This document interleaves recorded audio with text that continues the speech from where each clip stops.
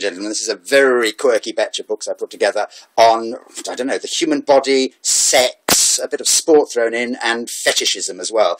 We've got, I'm just going to have to go very quickly, a 1911 single volume from the Encyclopedia of Sport, big game shooting, tennis, lacrosse, all sorts of stuff, but a fantastic picture of a tennis court, lovely period picture of a tennis court. So that's sport catered for. Physique and character. Again, this book is about various sort of physical types, the athletic type, schizoid, etc., etc., various sort of physiques and character, physique and character, pages coming out there. A book on feeding and care of baby, Edwardian book on baby care and feeding, how to look after your baby, teething, the right kind of shoes, etc., etc. A book from Sappho to Dessard, essays on the history of sexuality, the philosophy of the bed, lots of pictures of beds and what went on in them through the ages.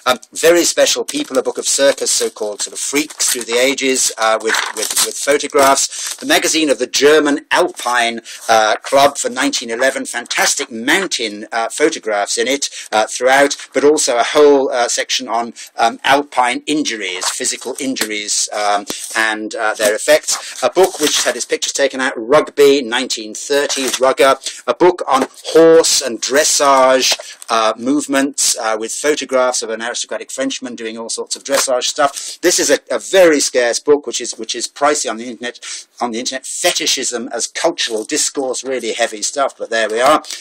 Some Swedish and other books of gymnastics, early to mid 20th century. There's an English Edwardian school book of gymnastic exercises for children, and so on, with somebody's Bible stamp stuck in the front. Fantastic book of period pictures, Chariots of Fire era, 1920s book on sprinting, with illustrations of starting positions that now look terribly old-fashioned.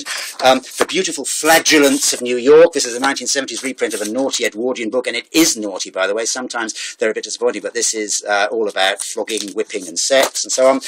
We've got the Schools of England after that, the change, 1950s, 60s guidebook to the Schools of England. We've got another textbook of gymnastics from the 1930s or 40s.